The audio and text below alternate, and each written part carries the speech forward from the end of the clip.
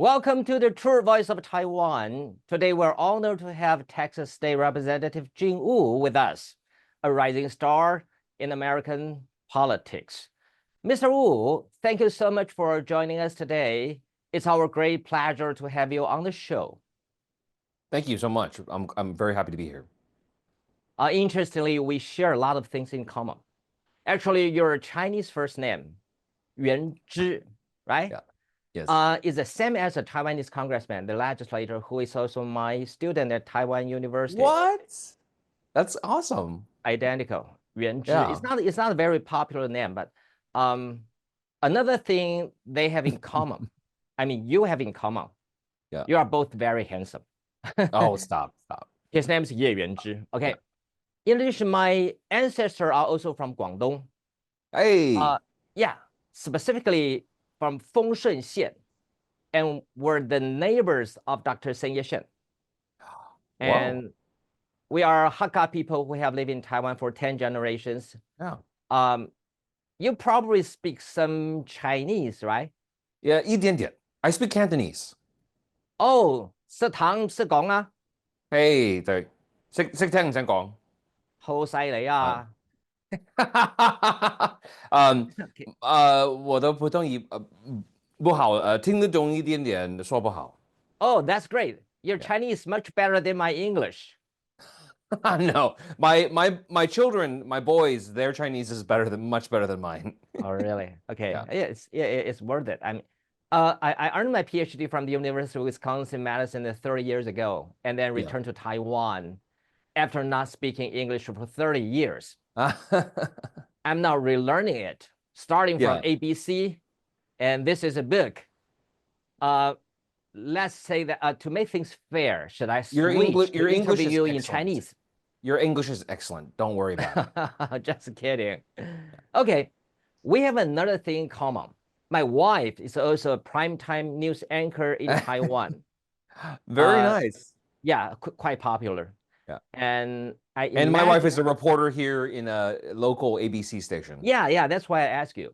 I imagine you understand what it is like to live with a partner who has a prominent public-facing career. Yes. We are like strangers share the same fate. Yeah, it's I joke about it that I've been in politics for almost for more than a decade now, but people are never scared of me, but they're scared of my wife. Yeah. Okay, because I uncovered the truth about then President of Taiwan Tsai Ing-wen's fraudulent doctoral degree. The Taiwanese government sued me for defamation, issue a 13-year arrest warrant, and confiscated my Taiwanese passport. That's why, after 20 years in the news industry, we left Taiwan and came to the United States. Interesting. Since Mia's main job is to oversee public affairs, I guess that makes you one of her subjects, right? No, actually, she's not allowed to cover me out of ethical rules. And also, so she does not cover generally politics that involve Democrats and Republicans, right? Because I'm a Democrat. So there's local politics that don't involve that, like city council and other places. Okay. As the habit of a journalist, do you feel like she's prosecuting you at home? I think I'm the prosecutor. I'm the actual former prosecutor and the trial lawyer. So I think we have very different ways of getting to the truth. Whereas I think she just asks questions and then just waits for you to answer. I think I chop up my questions into small pieces and make you answer them one at a time, just like a trial lawyer. She hates that, by the way. No, it's very interesting because we are both observers.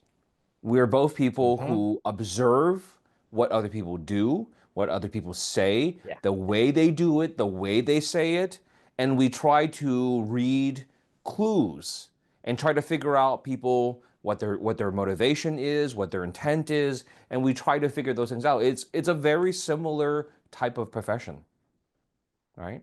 And her job is to convince people that they should care about a story. Hmm. My job is to try to convince people they should care about an issue. Yeah. It's really not that different. So I sometimes I help her, give her advice on her story, and she gives me advice on politics. It works out very well. Great. After earning your bachelor's degree and the JD in Texas, you worked as a prosecutor for a while. Could Yes. you talk about your political career and what inspired you to go into politics? I never really have a great answer. That's not the usual, I'm here to serve people, answer, which is like, it's okay. That's not really a really honest answer. But I would say this is what I always end up saying, that I'm the person that if I walk down the street and a newspaper is just blowing on the ground, what do you think I would do? Hmm. I'm gonna go pick it Hmm. up, right? Right? I will be that guy that I will run after it. No matter what I'm doing, I will run after that newspaper, catch it, and pick it up and throw it away. Oh, yeah. And that's who I am. And what I always say is, why would you do that? Hmm. Because my answer always is, well, if I don't do it, who's going to do it? Right? And we should not wait until other people solve our problems. We should not wait for heroes to rescue us. We Hmm. must be our own heroes. We must rescue ourselves. That's it. Okay. What reforms do you think Texas needs most right now? How many hours do you have? Uh, 30, 40 minutes. If you wish, Um, we can let talk. me give you Yeah. let me give you the very, very short version. Um, at a most fundamental level, Texas, just like America, is a constantly changing place. And Texas, more so than even the rest of America, is changing so much faster. About Yeah. 20,000 people move into the state every week. Yeah. This is a huge change. And the problem is that the government here is not governing for the new Texas. They're governing for the old Texas. And they're trying to put laws in place to keep the old ways and the old things in place, while the rest of the state says, hey, we want new stuff. We want different stuff. That's at the end of the day, you want us to talk about education, you want to talk about healthcare, talk about roads, talk about the environment. At the end of the day, what it really is about is new versus old. That's it, right? Texas needs to say it is time to move forward. Okay. And how do you feel the United States can truly make America great again? Even though I know that's the slogan from your political opponents. Yeah, no, but let's use it, right? Hmm. They also use this phrase called America First, right? Which is in the old days, this was an extremely racist statement because what it was really meant was America is just meant for white people. So we should take care of the white people first and don't worry about the Asians, don't worry about the Latinos, don't worry about the black people, just America first, which is just white people, right? But I say, like, why don't we take America first? To make America great again.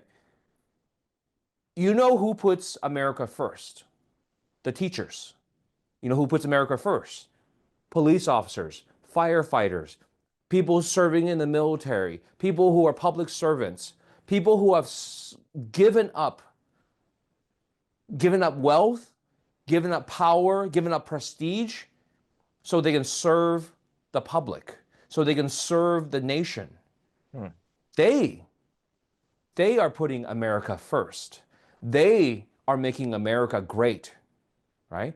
We don't need to make America great again. America has always been great. And it's been great because of the people, because of the immigrants, because of everybody from around the world who bring the very best to our country, right? Hmm. I have no problem with Make America Great Again or America First, but it's the interpretation. My interpretation is we are one country and one people, and we should always fight to make America great, make America first by helping people. Hmm. Both you and your wife are in a meaningful yet high-risk professions, journalists are often disliked by those they are monitoring, Sure. and politicians can be polarizing figures. How do you handle this challenge work? We just take it one step at a time, deal with it day by day, because we get threats, we get harassment. People send us very mean things. People threaten us. It's just the nature of the job. One, you have to have as we say in America, a thick skin, right? People insult me. People call me communist spy, CCP spy every single day on social media. And I don't care, right? I know what I am. I know what I stand for. I don't really care what you think, right? I let my actions speak louder than your words. So my wife, she is a award-winning journalist, award-winning journalist. Whoa. So, you know, they can criticize her and say she's doing a bad job, but her colleagues and the awards say differently. So we ignore it. We don't think about it. If somebody has a valid criticism, we will listen to it. But people who just mock and insult and all these things, we don't care. Don't care. It means nothing. Since 2013, you have served as Democratic member of the Texas House of Representatives, during which you have been involved in several notable and sometimes controversial events, such as the 2021 walkout. Yes. Could you discuss the circumstances of what event or how you addressed the challenge it presented? Well, for anyone who doesn't understand, all legislative bodies, whether here or in Taiwan, you have to have a certain number of members present in order to conduct business legally, so that you don't just get 5 people and just pass a lot of laws without anyone noticing. So we have the same rule in Texas, and in 2021, they were attempting to pass some really terrible voting laws that would make voting for Asians, for Latinos, for Black people, for immigrants, for people who didn't speak English well, for people who were handicapped, for veterans, all these different things. It would make voting for them much, much harder. And we say this is a direct attack on our community. And the way we stopped it, because we didn't have other choice, is we broke quorum. We left. We went from Texas to Washington, D.C. And so because we left, they did not have enough members and could not meet to pass those laws. And while they were trying to negotiate with us to come back, we made them remove certain provisions from the law. We said, we don't want this, we don't want this, we don't want this. And eventually, we didn't get everything we wanted, but there was enough that we say, okay, fine, we will come back, right? And people say, well, what was the point? What did you win? We made a terrible bill into just a bad bill, right? It's something. It's not everything we can do, but it was better than passing the bad bill, the terrible bill. So, you know, all those things required a lot of sacrifice, because we could not leave Washington, D.C. And we were there without my family, without working. And many people had no paychecks and had nothing for over a month, right? So it's not easy, but you do what you have to do. This is not about you. This is about protecting the public. As an immigrant from China, I think you were immigrated since you were 5, right? Yeah, 4 or 5, somewhere around there. Okay. Then during the periods of heightened U.S.-China tensions, have you faced questions regarding your loyalty? Yes. Oh, really? Yes. Just very recently, during the last few years, especially with our fight against the alien land laws, against the Okay. laws that say Chinese immigrants may not buy a home, may not buy commercial property, may not buy farmland, and later on they even added may not own oil and gas or even timber, right? When we Really? fought those laws, when we fought those laws, people made very direct attacks against me. And they put out pictures with my face on Mao's body. They would put out picture. They would send terrible emails to my friends and my family. But that is the nature of how Asian Americans are treated in America, right? I am not the only one. People around this country, if they have Asian face, people just say, "Oh, you're Chinese." They don't care. Right now, during the pandemic, we had a Burmese, right? Burmese family from was attacked by a crazy man with a knife and just started stabbing the father, the son, the daughter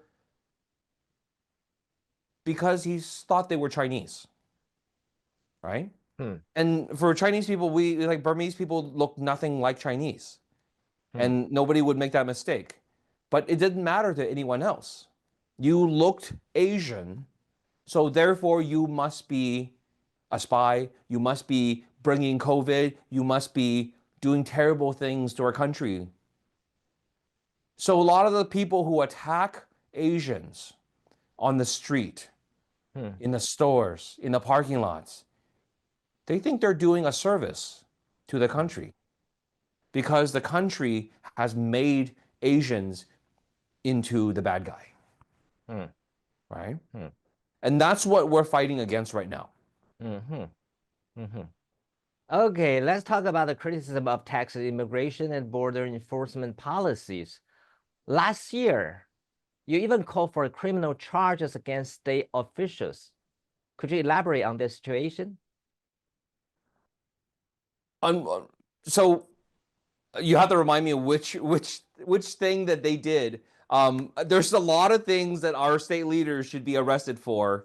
Not the least of which is our attorney general, who is right now the subject of a federal investigation into public corruption, into taking bribes, into using his office for personal gain, into pulling favors for his friends and his mistress, and all these different things. There's lots of members lots of people who have committed crimes in public office in Texas, but they mostly get away with it because if they're Republican, then Republicans have no interest in investigating them, right? That's it. Mm. Um, it's an ongoing battle, right, in our state. I mean, I'm not sure what else I can say. Yeah. Regarding highly controversial public affairs, what advice would you offer to young people? Should they choose compromise or should they firmly uphold their beliefs and values without retreating? There's no easy way to answer that question because I think it depends on the situation. You never want to be so stubborn that you give up something that's good because it's not perfect. But you never want to compromise so much that your values have lost all meaning. So there is something in the middle, and what makes a leader a good leader is a leader that knows how to read, as we would say, read the tea leaves, to predict when they should stand firm and when they should compromise and when they should negotiate. That's what a good leader should be, right? Mm-hmm. They make the right actions, make right decisions at the right times. Why are there so few Chinese Americans involved in politics in the US? Is it that Chinese Americans are unwilling to engage in public affairs, or are they participating in a more invisible way? Probably all of the above. But let me put it this way. The Chinese community in America is split into maybe two different groups. One is pre-1965, Chinese families that have been here probably 100 years. These are the original Chinese from the gold rush, from the railroad, right? And they never left. There's a very small population, and then there is other mainstream Asian people, mainstream Chinese. But there's a second group of people that came after 1980s, right? That came my family. The second group, and there's even a newer generation of people who just came from China and Taiwan, like right now, within the last 10 years. So for people who just got here in the 1980s and 90s and the 2000s, you can understand why it might be a little scary that they have only been citizens maybe 10 years. And this is maybe only the second time that they've ever voted. And so for them, asking them to run for office is difficult. Yeah. Because they feel unsafe, unsecure in their own community, right? Mm-hmm. So a lot of the people who run are people like me, younger generation, right? People in their 30s. And then the other people who run are people that much older Chinese that have been here a long time, right? But you are also right. There's also a cultural problem. I don't know the right word for it, or the right how to say it in Chinese, but as I go talk to people around the country, people always bring up to me, oh, there's a Chinese saying that says Chinese people only sweep their own front steps, right? The Chinese people only take care of what is directly in front of them, that only their own personal things, that we don't, like we ignore things in the outside world, that are outside our family, outside of our own little bubble. So if somebody is hurt over there, we look away and we walk past them, right? If you tell people, if you have a culture where everyone mind your own business, that is the opposite of a public leader, right? So even I'm an attorney. I'm a fourth generation attorney. I've been a public leader for over 10 years. Even still, my parents still say, hey, don't rock the boat. Don't cause too much trouble, right? Don't make waves. That's my job. My entire job is to make waves and cause trouble, right? Yeah. But it's that attitude of, we want to be good little Chinese and be quiet and just work hard for them. We don't want to cause any trouble. Right? Yeah. But there's a cost to that. When you say you can punch me and kick me and insult me and dishonor me, and I will do nothing, I will just smile and go back to work, that doesn't really encourage people to stop, right? Yeah. If a bully is beating you up, if you do nothing, why would they stop? So the lesson that I am trying to teach the Asian community, the Chinese community, is exactly that. If you want the bullies to stop, then you need to punch them in the nose. You have to fight back. And the way you fight back is you run. You run for office. You vote. You organize the community. You make them pay for disrespecting our community, right? Yeah. Because that's what other communities do, right? They disrespect the Latinos. The Latinos say, screw you. We're going to find somebody, one of our own, to run against you. And they run and they win. It sends a very powerful message. But the problem is, our community, we don't want to send a message. We want to be quiet. And especially with the alien land laws that are coming back, right? And it's not just property. It's not just property ownership. They're going to bring back laws that say Chinese people cannot work in anything else other than making food. Go open a restaurant. That's it, right? And they have already talked about banning Chinese from research, banning Chinese from medicine, banning Chinese from biotech, banning Chinese from telecom. These are not jokes. They're serious about it, and they've already started the process, right? Yeah. And if that does not motivate our community to stand up and fight back, I don't know what else is going to. Yeah. Yeah. You know, not only your parents, my parents too, for most of the parents of our similar backgrounds, always guide us, if not push us, don't involve in politics. Mm-hmm. Go for medical school, Yes. be engineer. Yes. That's how I were educated. I was the same way. I'm the black sheep of the family, right? I'm the disappointment. Right. No, I mean, again, even being in the position I am now, leading the community, fighting for our rights at a national level, even still, every once in a while, you know, my mom says, "Hey, are you sure you want to keep doing this? Don't you want to go make money instead?" Right? Yeah.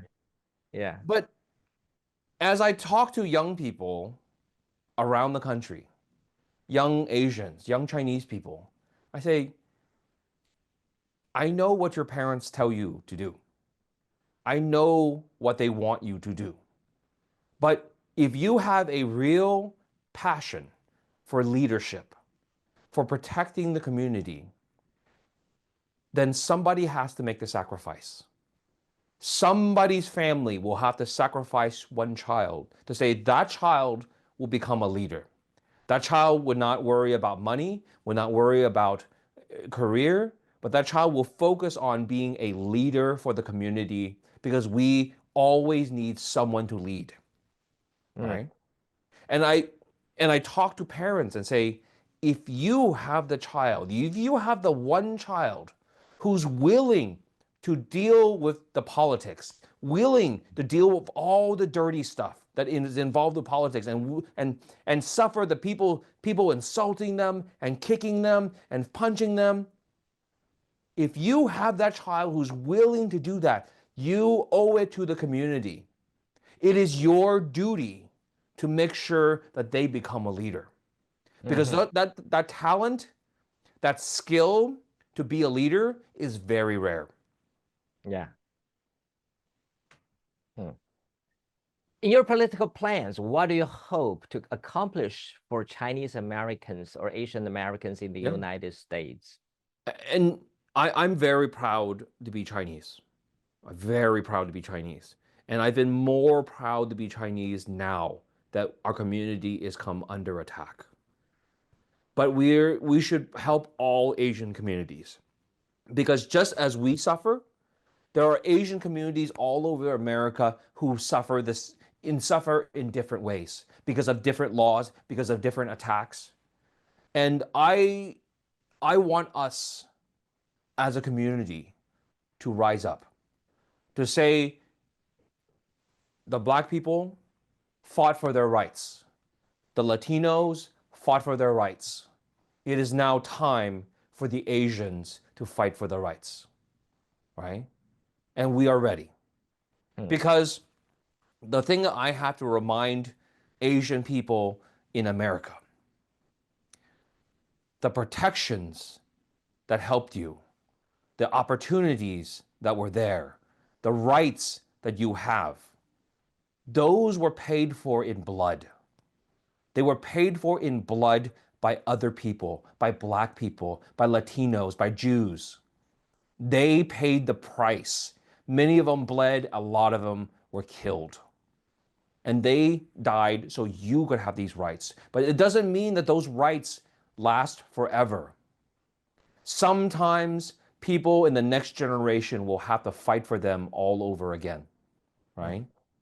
Because as you enjoy the rights, somebody else is on the other side pushing the other direction, saying, we want to take those rights away. So our community has benefited so much from the civil rights era, from the work that Black people did. And I tell them, it's our turn now. There is no free lunch. Somebody has to pay sometime. Yeah. So if there is no free lunch, it is now time for us to work because now it is our right. We're the targets now, right? And so if you're not willing to fight for your own rights, you don't really deserve it then. You do not deserve something that you're not willing to fight for. Yeah. That's it. Have you had a chance to go back to Guangzhou? Yes. Okay. Love it. Totally different. I don't recognize anything. I mean, but don't forget, I left at 4 years old. So, but China is completely different. Hong Kong is still the same. I love Hong Kong. Yeah. Hong Kong is still the same, but Shanghai, Guangzhou, Beijing, I mean, I don't recognize anything. Yeah. It looks like a modern Western city. Right? Yeah. So, The we, Yamcha is so good. So good. I Do love, you I still have love. family or friends there? Oh, of course, of course, Hmm. of course. Hmm. We still have a lot of family in Hong Kong. Oh yeah. And then my mom's family is in Guangzhou. My father's family is mostly in Hong Kong. Oh, okay, okay. Yeah. But my So father's family originally is Fujian. Hokkien. Yeah. Have you ever visited Taiwan? Yes. Oh, really? In What was fact, your experience like? love Taiwan. Hmm. My wife and I went 2013. So after my first session, we took a trip with other members, other legislators, and went to Taiwan. It's beautiful, beautiful country. I love all the public infrastructure, and it makes me sad because, Taiwan is a small island. Yeah. Is not a lot of resources, but yet everybody has a good job, everybody is taken care of, everyone has health care, but there's good public transportation. And why can't we have that? Why can't Texans have the same thing? The thing that blew my mind is we did the high speed rail, right? Yeah. And beautiful, just easy, cheap, fast, wonderful. And we went down the coast and went to all these different industrial parks, special industrial parks created by that was helped by the government, and companies could just move into one of the locations and start production. That's a great idea. That's a great idea. Why don't we do that? Yeah. Right? I don't know. Thank you for Thank you Go for ahead. providing our audience with such valuable insights. I also want to wish you the best in the upcoming election. Thank you. I'll be sending you a book series called Evil, which documents my journey of confronting the dark forces in politics and justice during my career as a journalist and a professor. It's available in both Chinese and English, and is preserved in the Congress Library, the British Library, wonderful. and several Texas University libraries as well.